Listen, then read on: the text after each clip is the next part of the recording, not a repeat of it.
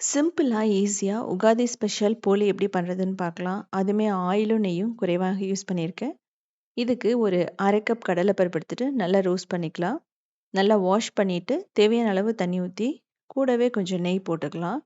இத மூடி 4லிருந்து 5 whistle medium flame வச்சீங்கன்னா, பெர்ஃபெக்ட்டா ரெடி ஆயிடும். இந்த தண்ணிய கம்ப்ளீட்டா வடிச்சுட்டு, மிக்ஸியில போட்டும் அரைக்கலாம். இல்ல அப்படின்னா இந்த மாதிரி மத்து மாதிரி இருந்ததுன்னா, அதில கூட நீங்க மேஷ் பண்ணிக்கலாம். இதுக்கு தேவையான அளவு வெல்லம். ஒரு 1/2 கப் வெல்லம் போட்டுக்கலாம். வெல்லம் பிடிக்காதவங்க ப்ரவுன் சுகர் போட்டுக்கலாம். ஏலக்காயும், அதுக்கப்புறமா நெய்ய ஊத்திட்டு நல்லா திக்கா வர வரைக்கும் மிக்ஸ் பண்ணணும். நான் வந்து தேங்காய் ஒரு 1/2 கப் போடுறேன். தேங்காய் வந்து பார்த்தீங்க அப்படின்னா, ஃப்ளேவர் ரொம்ப சூப்பரா இருக்கும். இன்கேஸ் வேணான்னா ஸ்கிப் பண்ணிடலாம். நீங்க தனியா கூட தேங்காய் போலி பண்ணலாம். இத வந்து தேவையான ஷேப்ல பால்ஸா ரெடி பண்ணி எடுத்துக்கணும். நல்லா சாஃப்ட்டா இருக்கணும். இதுக்கு மேல் மாவுக்கு வந்து பார்த்தீங்க அப்படின்னா, மைதா இல்லன்னா கோதும மாவு, கொஞ்சமா உப்பு, மஞ்சள் தூள், நெய் போட்டுட்டு முதல்ல நல்லா மிக்ஸ் ஸோ இதில் தேவையான அளவு தண்ணி ஊற்றிட்டு நல்ல சாஃப்டான மாவு மாதிரி கொண்டு வரணும். சப்பாத்தியை விடவே ரொம்ப சாஃப்டாக இருக்கணும். ஆயில் ஊற்றிட்டு நம்ம மூடி வச்சிடலாம் 15 நிமிஷம்.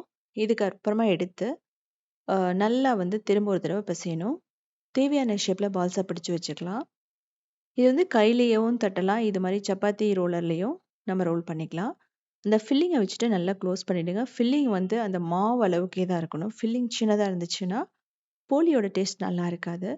இது வந்து பார்த்தீங்கன்னா, வெயிட் லாஸ்ன்னு போறவங்க கூட நீங்க சாப்பிடலாம். இது ட்ரெடிஷனலா கையில பண்ணுவாங்க. ஸோ இதே மாதிரி நம்ம அந்த ஃபில்லிங் எல்லாம் வச்சு மூடிட்டு, நல்லா தேய்ச்சு எடுத்துக்கணும். ஃபில்லிங் வந்து பார்த்தீங்க அப்படின்னா, வெளிய வரக்கூடாது. அதான் வந்து ரொம்ப முக்கியம். உங்களுக்கு பார்த்தா தெரியும். ஃபில்லிங் வந்து வெளிய வரல.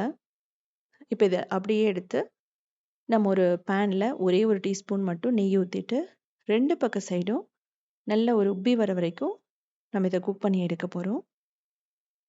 ஸோ உங்களுக்கு பார்த்தா தெரியும். நல்லா உப்பி வரும். அதே சமயம் நல்ல சாஃப்ட்டாவும் இருக்கும். இத எடுத்த உடனே ஒரு பவுல்ல போட்டு மூடி வச்சுருங்க. இல்லன்னா ஹாட் பாக்ஸ்ல வச்சுருங்க. சூப்பரா